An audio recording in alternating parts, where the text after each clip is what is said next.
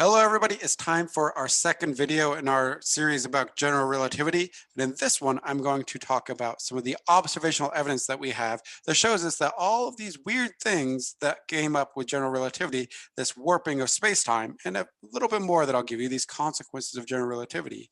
As strange and counterintuitive to our lives here on Earth as they seem, they are actually true. And in fact, general relativity has some pretty wild sounding predictions, but they have all been shown to be true. And every time it's taken 100 years, but we have been slowly checking off all the predictions that has been making. And every time we get new evidence, new data, then we end up confirming general relativity. It's one of the most solid scientific theories that we have. And our move from a classical sense, sort of a Newtonian view of how the universe works, to a Einsteinian view, a one that's governed by general relativity, truly has been a scientific revolution that has changed our entire view of how the universe is and operates. So let's go ahead and look at some of the evidence.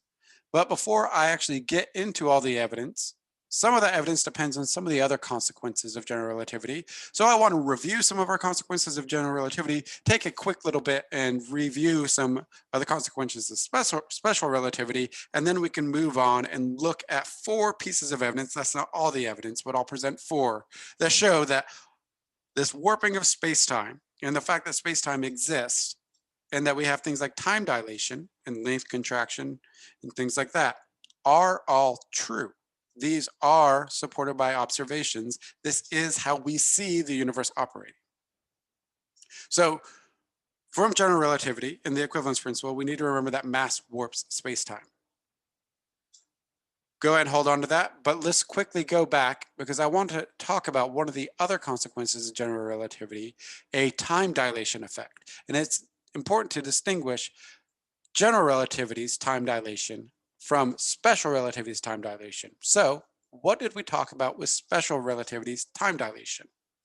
So special relativity said that reference frames that are moving very fast compared to your reference frame, so very fast moving reference frames, time in that reference frame, the fast moving reference frame, is observed to be running slower. Their clocks are literally ticking by slower. We call this velocity time dilation because it's caused by something that's moving at high velocities. And to really kind of hammer this in and to review this a little bit, imagine that you are on a spaceship, or rather, let's imagine that I am on the spaceship and I'm going to go zooming past you. In the spaceship, I'm going to send you an electromagnetic signal. Maybe I send you a radio wave that causes a chirp on a speaker, or maybe I'm going to send a laser wave or a laser pulse, visible light at you. Let's go with that one. So I go screaming past you, say at like 80% of the speed of light, because I got a really awesome spaceship. I just keep it locked up in my basement and I never bring it out because I don't want to show off. But here I am in my spaceship and I'm going to zoom past you at 80% of the speed of light. And in my spaceship, I'm going to be sitting there and pressing the button on my laser to fire it so you can measure it in 1 second intervals. Pew, pew, pew, pew, pew. What do you observe, however? Time for me is going by and I'm going, seems normal for me. I'm pushing the button for every one of my seconds, but that's not what you would observe as I go screaming past you at 80% of the speed of light. What you would observe is you'd observe a pulse of light, and then you'd see the next pulse of light, not a 1 second later, but maybe 2 seconds later, 3 seconds later, several seconds later. And they would come in at regular intervals of every few seconds, you would see one of my pulse. Even though for me, I'm pushing the laser every 1 second, you would observe the laser pulse coming to you every few seconds. And how much did that time get dilated by? Well, that depends on how fast I'm going. And that was velocity time dilation. Clocks literally run slower for faster moving reference frames. And we explored some of the coolness of that with the twins paradox. But to fully understand the twins paradox, what was buried in there was the other sneaky thing, general relativity. And in general relativity, we talked about that mass warps space-time. And the idea here is go back to our bowling ball on a trampoline. You put the bowling ball in the center. It causes the divot. It causes the trampoline surface to sink down. It's stretching out the space-time, is curving the surface. And if you were down near that gravitational source, you'd have to do some work to climb up out of that curved space-time, out of that stretched part of space-time, that warped part of space-time. It's harder for things to move out of the curvature of that space-time, to go against the curvature and not just follow it. We observe that as gravity, and that has some pretty interesting effects. And one of those is a type of time dilation, where this warping of space-time, if it takes light, if it's harder for it to go up and out of the gravitational well, to go up and out of the curvature of space-time, basically you've stretched out space, and light has a finite travel speed. So it's stretched out space, so it takes it longer to traverse that curved space-time, which means that the more space is stretched, the deeper in the gravitational well you are in, the stronger the gravitational field. And yes, we still use those terminologies of talking about the gravitational field. We just know that the gravitational field is something that's observed due to the curvature of space-time. But the stronger the gravitational field you're in, the more space is stretched, the longer and harder it would be for the light to escape that, the more time is dilated, the slower your clocks would run. And we know now that by the equivalence principle, it's not just a gravitational field of, say, the sun warping space-time or the earth warping space-time. You get the exact same effect if you're just in an accelerating reference frame. In both those cases, a fast accelerating reference frame and a strong gravitational field, as we normally think about it, both of those cause strong time dilation. They slow time down. So the more acceleration, the faster the acceleration, or the bigger the acceleration of a reference frame, the slower clocks will run. The more massive, the closer you are to a massive object, the stronger gravitational field you're in, the slower time will run. So closer to a gravitational source means slower clocks by these general relativity time dilations, what we call gravitational time dilation.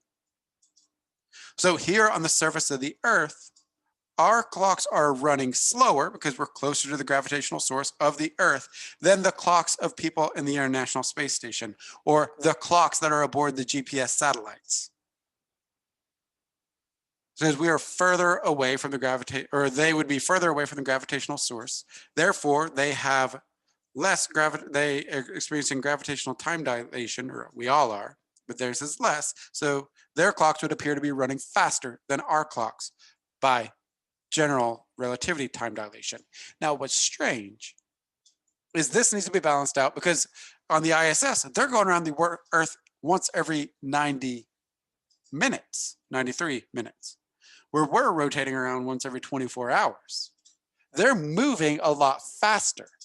So their velocity time dilation, their clocks are running slower due to special relativity, but they're counterbalanced. That's slower is also, you have to counterbalance that with their clocks would be trying to run faster due to being further away from Earth's gravitational source, or the gravitational source of Earth.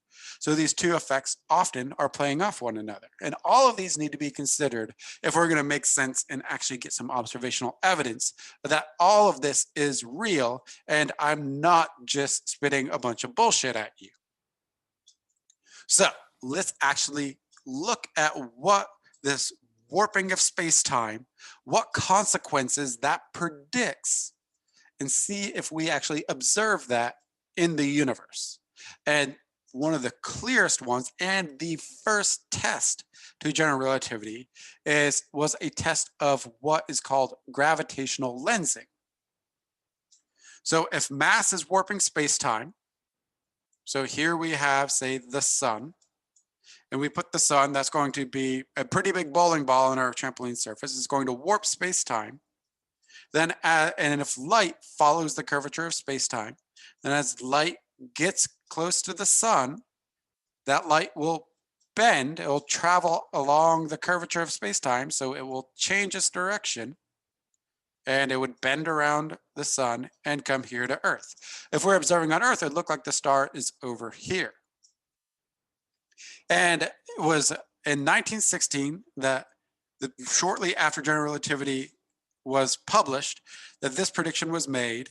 Well, people realized like, hey, gravitational lensing is a consequence of general relativity. We can observe a gravitational lensing event, a warping of space-time bending where a star should appear in the sky, if we can get a star close to the sun and we can still see the star. There's a prime opportunity to do that, a solar eclipse. Because normally, here's the Earth and the sun, or here's the Earth in some distant star. But during, you wouldn't be able to see it in the daytime. But if we were to have a solar eclipse, then we could see it in the daytime. So if that starlight is going to pass very close to the sun, it would appear like it's being shifted elsewhere. So we can actually look and see that when this scenario is set up, if we have this happening where the sun and the star line up like this, where the star's light will be bent by the warping of space-time due to the sun, it will be gravitationally lensed, and we can actually see the star during a solar eclipse, so we can actually see where its position is. Then we can measure it out of eclipse and during eclipse, see how that shift happens, see how much it shifts, check to see if that matches how much of a shift in its position is predicted by general relativity. And it turns out, perfect match. But this isn't, using eclipses is not the only gravitational lens effect that we see. We just routinely observe it. So galaxies have an incredible amount of mass, both in luminous and dark matter. So very massive galaxies should bend light, should create this gravitational lensing effect. Clusters of galaxies should really create a gravitational lensing effect. And what we see right here is the image of, we have this elliptical galaxy in the foreground, and behind it is a spiral galaxy. The light from the spiral galaxy is going to go out in all directions, but whenever it hits the warped space-time near this massive galaxy in the foreground, the light's going to bend around it and get beamed towards Earth. And you can see that there's that spiral galaxy with a gravitational lens bent around it. And we routinely observe these gravitational lensing events, which gives us a large data set to test how much are these lensed by, to see whether or not general relativity is true. And that keeps passing with flying colors. I want to go ahead and show you a video of a simulation. This is not a true gravitational lens event. This is a NASA simulation to show what one would look like. And then we'll look at some pictures that look very much like this simulation.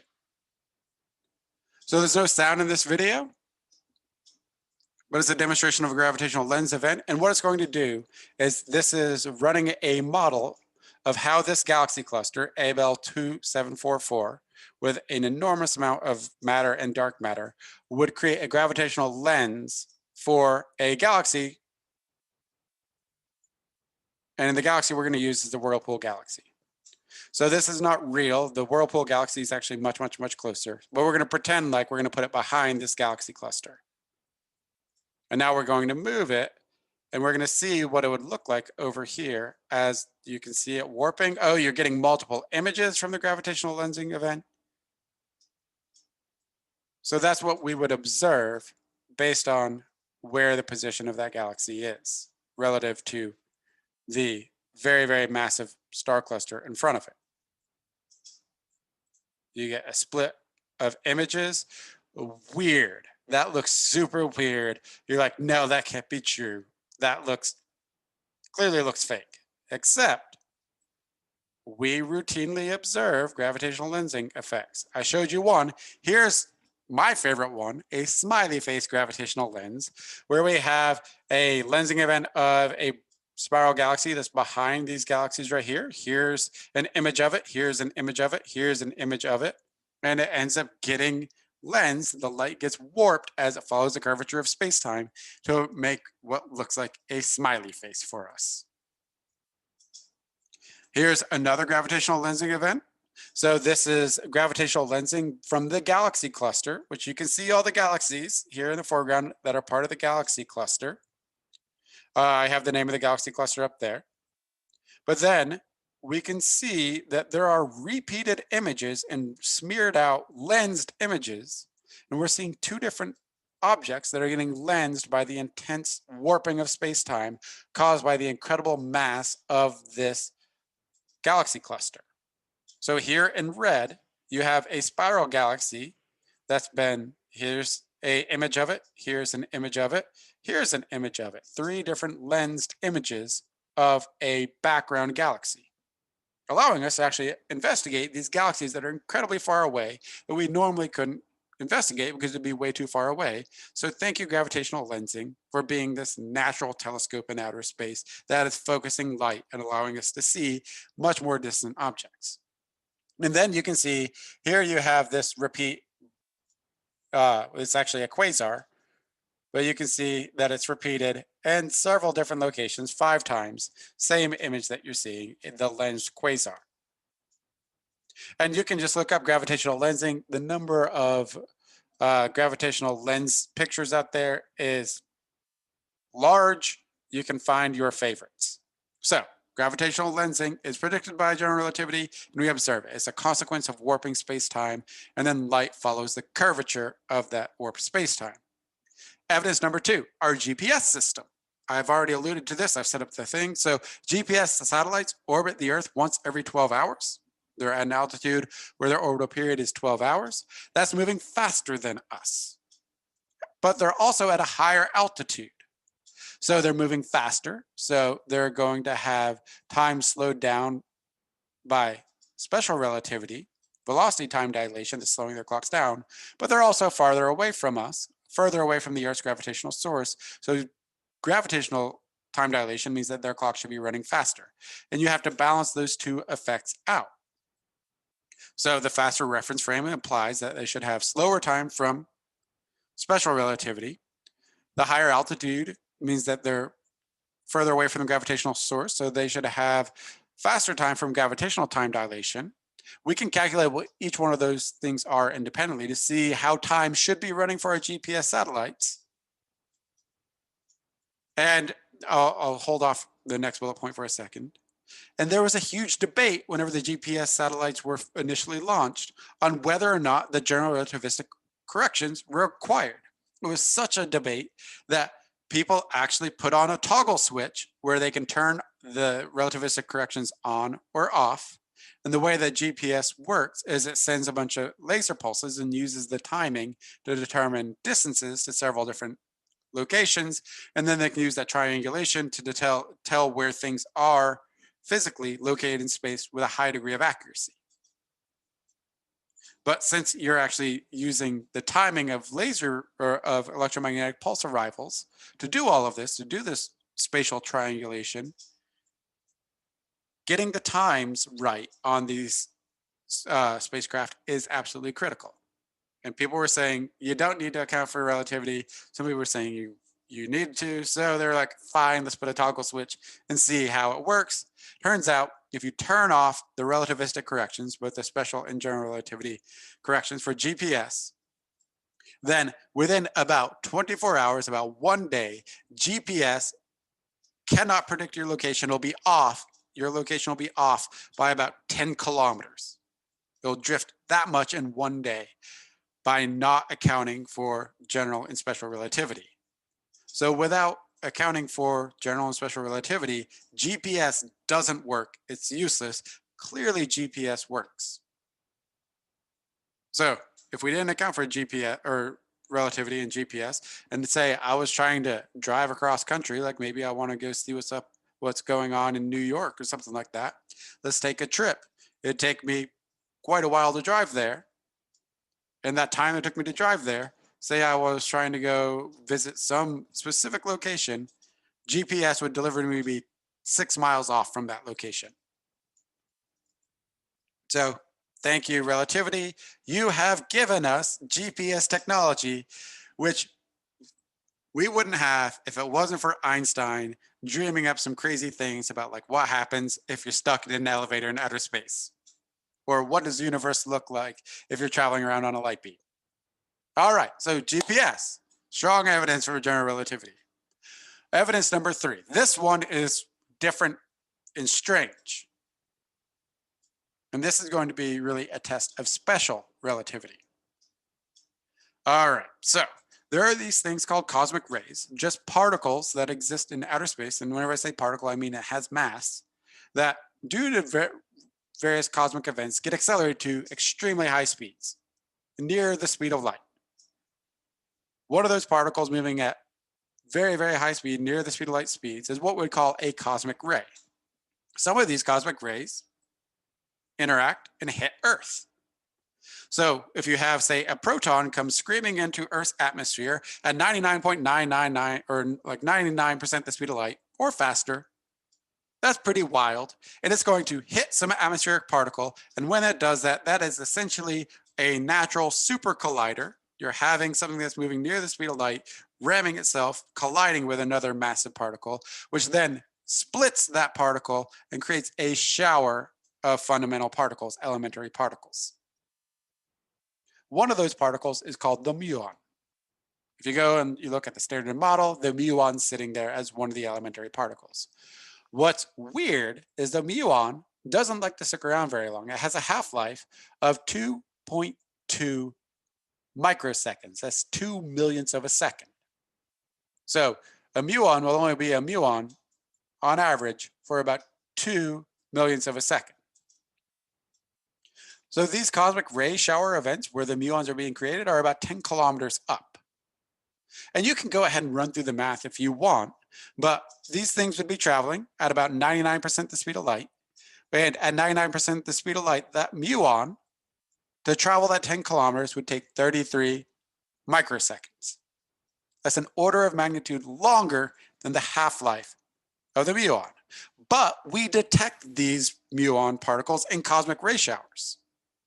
It's easy to detect. We've always detected muons, except for the fact that that muon should have turned into a different particle. It should have not survived that full 33 seconds that it took for it to get to us. When we see it moving at that speed, that's how long it would take for that muon to go from 10 kilometers up down to our detector here on Earth. Except you have to remember that that muon is in a different reference frame, one that's moving at 99% the speed of light. So its internal clock is running really, really, really slow compared to ours. You can do the Lorentz transform to see how much time is dilated.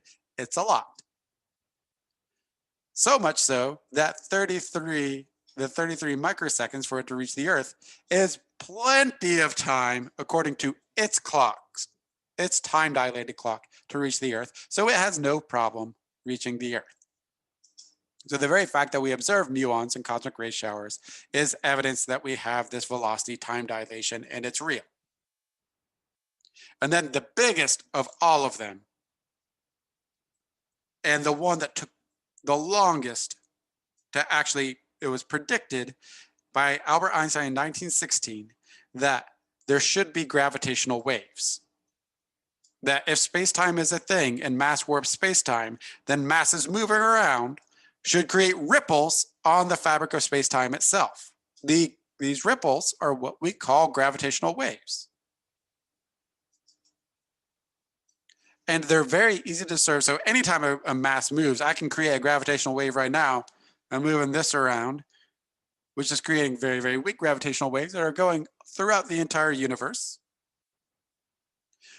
What we're looking for are really strong sources of gravitational waves and two extremely dense objects, say neutron stars or black holes, that are in binary systems. So they're in orbit around one another, constantly moving and moving really, really fast, causing pretty big ripples on the fabric of space-time itself that then radiate out into the universe. And as those two things orbit around one another, again, by general relativity, their orbits will decay until they eventually merge together.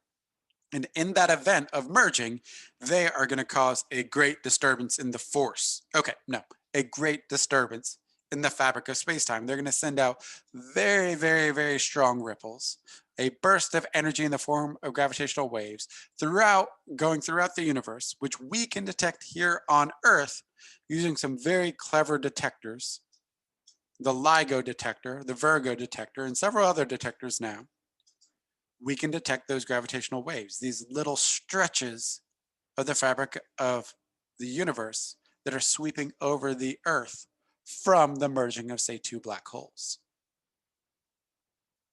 It's wild, but we can finally detect them. The first recorded gravitational wave event was from a black hole merger recorded in 2015.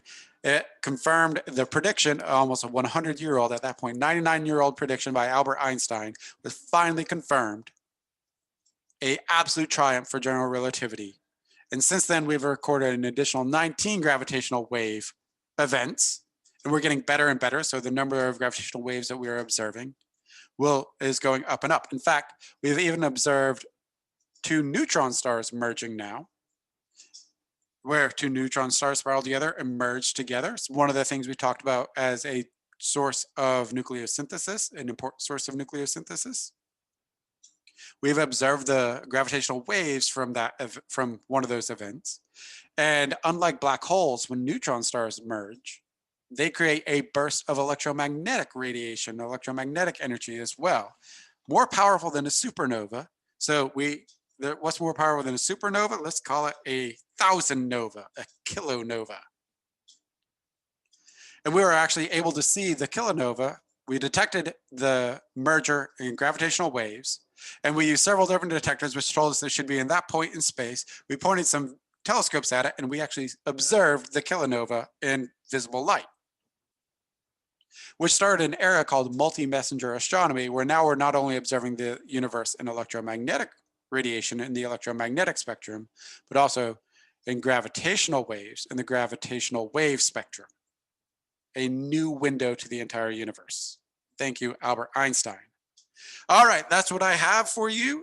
Hopefully you are convinced that all of these consequences, this warping of space-time, general relativity and special relativity are supported by the evidence. I find all of that fascinating. If you're curious, please post in the week 14 discussion. I'd love to tell you more about this, clear up any of the things that I sort of glossed over. So please post in there if you're curious. And I have one last video for us about this topic, where we are going to see what happens if you were to fall into a black hole. So what would you experience if you were falling into a black hole? Or maybe you have some enemy out there and you'd like to imagine what would happen to your most bitter enemy if you were to toss them out of a spaceship into a black hole. Let's investigate that in one final video for the semester. I will see you there.